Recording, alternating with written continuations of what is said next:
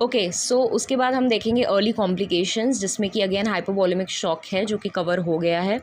उसके बाद हमारा है ARDS। ARDS is adult respiratory distress syndrome. तो इसमें क्या होता है कि जब भी किसी बंदे को फ्रैक्चर हुआ सपोज़, ठीक है, तो फ्रैक्चर होते ही उसकी बॉडी में क्या होंगे, इन्फ्लेमेटरी जो मीडिएटर्स हैं वो रिलीज़ होंगे, और ये इन्फ्लेमेटरी मीडिएटर्स जो हैं ये सीधा जा कर के हमारी जो पल्मोनरी सिस्टम, यानी कि हमारा जो लंग्स वगैरह हैं, पल्मोनरी सिस्टम जो है उसके माइक्रोवैस्कुलेचर में, यानी कि वेसल्स वगैरह में जा कर के डिस्ट्रप्शन कॉज करते हैं। ठीक है, समझ में आया? हो क्या रहा है कि किसी भी बंदे को फ्रैक्चर हुआ, ये इन्फ्लेमेटरी मीडिएटर्स उसकी बॉडी में रिलीज़ हो रहे हैं, और ये इन्फ्लेमेटरी मीडिएटर्स जो हैं वो डिस्ट्रप्शन कॉज कर रहे हैं पल्मोनरी सिस्टम के माइक्रोवैस्कुलेचर में। ठीक है, इस सिंड्रोम का जो ऑनसेट है that is usually 24 hours after the injury. And जाहिर सी बात है कि इसमें क्या हो रहा है ना कि फ्लूइड जो है वो बिल्डअप हो जा रहा है किसके अंदर, एल्विलॉय के अंदर। एल्विलॉय हमारे एयर सैक्स होते हैं, ठीक है, इसके अंदर एयर ना करके फ्लूइड भर जा रहा है। तो जाहिर सी बात है कोई ना कोई प्रॉब्लम, पल्मोनरी सिस्टम की प्रॉब्लम आएगी। तो वो प्रॉब्लम क्या क्या आती है, एक आती है टेकिपनिया, ठीक है, पेशेंट को टेकिपनिया हो जाता है, एंड लेबर्ड ब्रीदिंग, यानी बहुत ज़्यादा सांस लेने में प्रॉब्लम होगी, बहुत ज़्यादा उसको एबनॉर्मल ब्रीदिंग उसकी होने लग जाएगी। क्यों? Because it is affecting your pulmonary system, क्योंकि आपकी ये पल्मोनरी सिस्टम को अफेक्ट कर रही है। तो इसमें हम क्या करते हैं, चेस्ट का हम एक्सरेज लेते हैं, ठीक है ना, एंड इसमें यूजली क्या है कि फ्लूइड भरने के कारण वहाँ पे प्रॉपर एयर यानी कि ऑक्सीजन, वहाँ पे प्रॉपर ऑक्सीजन नहीं पहुँच पा रहा है। तो इस वजह से हमारा जो ट्रीटमेंट होता है वो यही होता है कि हम पेशेंट को वेंटिलेशन प्रोवाइड करें, ऑक्सीजन प्रोवाइड करें, ठीक है ना। ऑल्सो इसमें हमारा जो आर्टीरियल जो पार्शियल प्रेशर ऑफ ऑक्सीजन होता है वो बेसिकली गिर जाता है टू लेस देन 50, ठीक है ना, लेस देन 50 वो हो जाता है। तो ऐसे में इट्स वेरी इंपॉर्टेंट कि उस पेशेंट को हम वेंटिलेशन प्रोवाइड करें, ऑक्सीजन प्रोवाइड करें, एंड इट्स वेरी इंपॉर्टेंट कि हम अर्ली मैनेजमेंट करें इस चीज़ का, अदरवाइज़ कार्डियोवैस्कुलर फेलियर हो जाता है पेशेंट को, एंड फाइनली पेशेंट का फिर एट लास्ट डेथ हो जाता है। नेक्स्ट है हमारा fat embolism syndrome. Fat embolism syndrome में क्या होता है कि हमारा जो स्मॉल वेसल्स हैं उनका ऑक्लूजन हो जाता है। ऑक्लूजन का मतलब होता है ब्लॉकेज हो जाना। तो हमारी जो स्मॉल वेसल्स हैं उसमें ब्लॉकेज हो जाता है, ठीक है ना, किसकी वजह से, फैट ग्लोब्यूल्स की वजह से। जो ये फैट ग्लोब्यूल्स हैं ये वेसल को क्या कर देते हैं, ऑक्लूड कर देते हैं। एंड जाहिर सी बात है अगर कोई चीज़ ऑक्लूड होगी तो यानी कि प्रॉपर जो ब्लड सप्लाई है वो ऑर्गन्स तक नहीं पहुंच पाएगा, और फिर हमारी कॉम्प्लिकेशंस होंगी। अब इसमें कॉजेज़ यही बताया गया है कि जो हमारी फैट ग्लोब्यूल्स ये जो ब्लॉक कर रही हैं स्मॉल वेसल्स को, ये ओरिजिनेट या तो बोन मैरो से होंगी या फिर एडिपोज टिश्यूज़ से होंगी, ठीक है ना। अब इसका अगर हम बात करें कि ये क्या क्या कॉज करेगा, तो अगर सपोज़ ये हमारा चला गया पल्मोनरी में, या तो हमारा ये पल्मोनरी में जा सकता है या तो फिर हमारा ये सेरिब्रल सिस्टम में जा सकता है, ठीक है। अगर ये हमारा सेरिब्रल सिस्टम में जाएगा तो पेशेंट बहुत ज़्यादा ड्राउजी फील करेगा, रेस्टलेस होगा, डिसओरिएंटेटेड होगा, ठीक है ना, and he can also go into a state of coma, वो कोमा में भी जा सकता है। बट अगर पल्मोनरी को इसने अफेक्ट किया है, जो हमारे ये फैट ग्लोब्यूल्स हैं, तो पेशेंट का टेकिपनिया एंड टेकिकार्डिया, ठीक है ना, यानी कि बहुत ज़्यादा लेबर्ड ब्रीदिंग एंड बहुत ज़्यादा एबनॉर्मल ब्रीदिंग में वो जाएगा। एंड पेशेंट को अगर अनट्रीटेड हम रखते हैं तो पेशेंट को रेस्पिरेटरी फेलियर भी हो सकता है and he might die. Next है हमारा DVT, जिसको हम बोलेंगे डीप वेन थ्रोम्बोसिस। ये भी, इसको हम पल्मोनरी एम्बोलिज्म भी बोलते हैं, ठीक है। इसको देखते हैं। इसमें DVT में यही याद रखना है कि जिन पेशेंट को स्पाइनल फ्रैक्चर्स हुए हैं या स्पाइनल इंजरी हुई है या लोअर लिम्ब की इंजरीज़ हुई हैं, उनमें ये बहुत ज़्यादा मोस्ट कॉमन हमें देखने को मिलता है DVT, that is a deep vein thrombosis. Reason यही है क्योंकि अगर किसी को स्पाइनल इंजरी या लोअर लिम्ब की इंजरी हुई है तो वो पेशेंट बहुत टाइम से बेड रेस्ट पे रहता है, और जो बेड रेस्ट पे रहता है एंड अगर प्रॉपर पोजिशनिंग और आगे जो भी ट्रीटमेंट है डीवीटी का अगर वो फॉलो नहीं करता है तो उस पेशेंट को डेफिनेटली चांसेस हैं कि वो डीवीटी यानी कि उसको डीप वेन थ्रोम्बोसिस हो, ठीक है ना। तो मोस्ट कॉमन ये स्पाइनल और लोअर लिम्ब की इंजरीज़ में होता है। उसके बाद इसका कारण क्या है, तो इसका कारण सिर्फ यही है कि किसी भी पेशेंट को ट्रॉमा हुआ है एंड अगर वो बहुत टाइम से इमोबिलाइज है यानी कि वो बिल्कुल भी मूवमेंट अगर नहीं कर रहा है तो उसका क्या होता है ना, जो वीनस है उसमें स्टैसिस होने लग जाता है जिसकी वजह से हमारा थ्रोम्बोसिस हो जाता है वेन में। सिंपल भाषा में वीनस स्टैसिस का मतलब वेन से जो आपका ब्लड फ्लो हो रहा है उसमें स्टॉपेज हो जाना, जिसकी वजह से क्या हो रहा है, थ्रोम्बोसिस हो रहा है वेन्स के अंदर।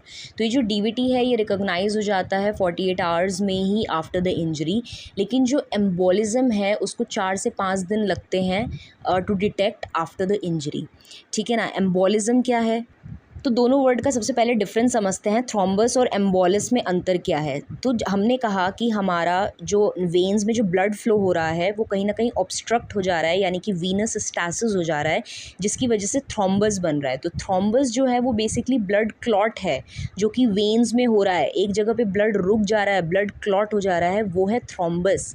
लेकिन एम्बोलिज्म अगर यही चीज़ मूव करने लग जाए, ठीक है ना, वेसल से एंड फिर बॉडी में इधर उधर पास हो जाए तो इसको हम बोलेंगे एम्बोलिज्म।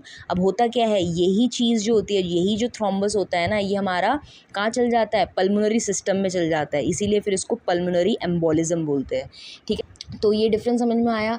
उसके बाद इसमें यही है कि तो इसीलिए अगर हमें डीवीटी को प्रिवेंट करना है तो किसी भी पेशेंट को, स्पेशली अगर स्पाइनल और लोअर लिम्ब इंजरी अगर उसको हुई है तो इट्स वेरी इंपॉर्टेंट कि हम उस पेशेंट पे एक चेक रखें, फ्रिक्वेंटली उसकी पोजीशन चेंज करते रहें बेड पे ताकि उसको डीवीटी फॉर्म ना हो। एंड ट्रीटमेंट में यही होता है कि हम उसके लिम्ब को एलिवेट कर सकते हैं, एंटीकोगुलेंट थेरेपी दे सकते हैं। क्यों? क्योंकि यहाँ पे कोगुलेट हो रहा है तो हमें इसको हटाना है, इस वजह से हम क्या देंगे, एंटीकोगुलेंट थेरेपी। ओके, इसके अलावा हम फ्रीक्वेंटली उसको मूव करा सकते हैं, मोबिलाइजेशन, ठीक है ना। जैसे ही फ्रैक्चर थोड़ा हील हुआ हम उसको एक्टिव मोबिलाइजेशन स्टार्ट करा सकते हैं, तो इससे हम डीवीटी को प्रिवेंट कर सकते हैं। नेक्स्ट जो कॉम्प्लिकेशन है हमारा, that is the crush syndrome. उसके बाद हमारा क्रश सिंड्रोम। तो क्रश सिंड्रोम में यही है कि अगर हमारा मैसिव क्रशिंग हुई है मसल्स की, ठीक है ना, जैसे कि हमें क्रश इंजरी हो गई तो उसमें अगर हमारी मसल जो है वो मैसिवली क्रश हो गई तो उससे ये क्रश सिंड्रोम जो है वो अराइज़ होता है। इसका मेजर जो कॉज है या कारण जो है वो यही है कि जो क्रशिंग होती है मसल की उसकी वजह से क्या होता है कि हमारा एक मायो हेमोग्लोबिन होता है, ठीक है ना, मायो हेमोग्लोबिन होता है। सो मायो हेमोग्लोबिन जो है वो सर्कुलेशन में एंटर कर जाता है और जिस वजह से फिर ये एक्यूट रीनल ट्यूबुलर नेक्रोसिस वगैरह कॉज करने लग जाता है, ठीक है ना। कहने का मतलब ये है कि ये मायो हेमोग्लोबिन सर्कुलेशन में एंटर होएगा एंड काफ़ी सारे सिम्टम्स शो करेगा, like breathing and respiratory issue होंगे, ड्रॉप हो जाएगा ब्लड प्रेशर में फ्रॉम द फ्लूइड लॉस, ठीक है ना, रिदमिक डिस्टर्बेंसेस आने लगेंगी, ब्लड क्लॉटिंग इश्यूज़ आने लगेंगी, pain and even the psychological trauma. So इस वजह से बहुत सारे बहुत सारे सिम्टम्स इसमें अराइज होते हैं। उसके बाद है हमारा इन्फेक्शन। तो बोन के इन्फेक्शन को हम ऑस्टियोमाइलिटिस भी बोलते हैं, जो कि किसी भी फॉर्म में हो सकता है। सुपरफिशियल इन्फेक्शन हो सकता है, मॉडरेट इन्फेक्शन हो सकता है, सीवियर यानी कि गैस गैंग्रीन के फॉर्म में इन्फेक्शन हो सकता है। तो इस केस में टू प्रिवेंट द इन्फेक्शन हमें प्रॉपर केयर करना पड़ता है ओपन फ्रैक्चर का। फर्स्ट वीडियो में हमने कवर किया था कि जो ओपन फ्रैक्चर होते हैं, like those who are in contact with the external environment, वो मोर प्रोन होते हैं टू गेट द इन्फेक्शन। तो इस वजह से ओपन फ्रैक्चर में हमें प्रॉपर केयर करना चाहिए वुंड का ताकि इन्फेक्शन ना फैले। उसके बाद लास्ट कॉम्प्लिकेशन है compartment syndrome, which is very important. Okay, so compartment syndrome को समझने के लिए इतना समझो कि हमारे जो लिम्ब होता है, सपोज़ अगर कोई हमारा ये हाथ है तो हमारे क्या होता है, मसल्स जो होते हैं वो कंपार्टमेंट में होते हैं। जैसे कि हम पढ़ते हैं कि ये फ्लेक्सर कंपार्टमेंट है या इसके पीछे एक्सटेंसर कंपार्टमेंट है, तो हमारी जो मसल्स होती हैं वो कंपार्टमेंट में प्रेजेंट होती हैं। हम कंपार्टमेंट से उससे याद रखते हैं। तो अगर इन कंपार्टमेंट्स में कोई भी राइज़ हो जाए प्रेशर में, जो कि किसी वजह से भी हो सकता है, जैसे कि मान लो कोई इंजरी हुई तो वहाँ पे एडीमा हो गया मसल्स में, या फिर फ्रैक्चर हेमेटोमा हो गया, या फिर इश्चीमिया हो गया, ठीक है ना, कंपार्टमेंट में प्रॉपर ब्लड सप्लाई नहीं पहुंच रही है, जिसकी वजह से मसल एडीमा हो गया।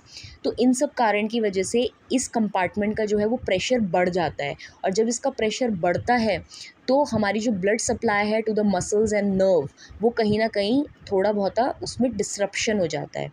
इसी को ही हम बोलते हैं कंपार्टमेंट सिंड्रोम।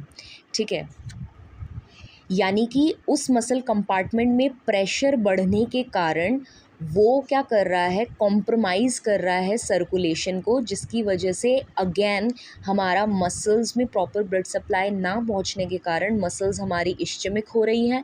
अब मसल जब इश्चमिक होंगी तो वो नेक्रोसिस में जाएंगी, मसल डिस्ट्रक्शन होगा। एंड जब हमारी नेक्रोटिक मसल जो है वो हीलिंग में जाती है, तो सबको पता है कि हीलिंग में कैसे जाएगी, फाइब्रोसिस के थ्रू। और जब भी हमारी मसल में फाइब्रोसिस होएगा तो उसमें क्या होगा, कॉन्ट्रैक्चर्स। ठीक है ना, मसल जो है वो कॉन्ट्रैक्चर में चली जाएगी। ठीक है ना, और जो नर्व डैमेज हो रही हैं उसकी वजह से हमारा सेंसरी एंड मोटर लॉस आएगा। इसमें क्या होता है कि बहुत ज़्यादा एक्सेसिव पेन पेशेंट को आता है, क्योंकि जब भी मसल इश्चमिक हो जाती है, यानी कि प्रॉपर ब्लड सप्लाई मसल में नहीं होता, तो हम उसको बोलते हैं इश्चमिक मसल। तो इश्चमिक मसल का जो पेन होता है वो बहुत ज़्यादा एक्सेसिव पेन होता है। तो उसको हम कैसे टेस्ट करते हैं, स्ट्रेच टेस्ट करके। ठीक है ना, हम सिंपली उसमें क्या करेंगे, स्ट्रेच टेस्ट करेंगे। तो स्ट्रेच टेस्ट इश्चमिक मसल पे स्ट्रेच अगर हम दें तो उससे बहुत ज़्यादा पेन जो है वो बढ़ जाता है। तो ये इसका टेस्ट है। तो ट्रीटमेंट में हमारा यही रहता है कि जो चीज़ उस कंपार्टमेंट में प्रेशर क्रिएट कर रही है, उस प्रेशर को रिलीज़ करना, जिसको हम डीकम्प्रेशन बोलते हैं, यानी कि जो वहाँ पे कंप्रेशन हो रहा है उसको डीकम्प्रेशन करना। तो उसके लिए हम फेशियोटॉमी करते हैं, यानी कि जो हमारे फेशिया हैं उसको हम स्लिट कर देते हैं, इंसीजन लगा देते हैं उसमें, तो वो प्रेशर रिलीज़ हो जाता है। या फिर हम फिब्युलेक्टॉमी भी कर सकते हैं, जिसमें कि जो हमारी फिब्यूला बोन होती है उसको हम एक्साइज्ड, यानी कि मिडल थर्ड पोर्शन को वहाँ से बाहर निकाल देते हैं, ताकि वो पार्ट जो है वो डिकम्प्रेस हो जाए।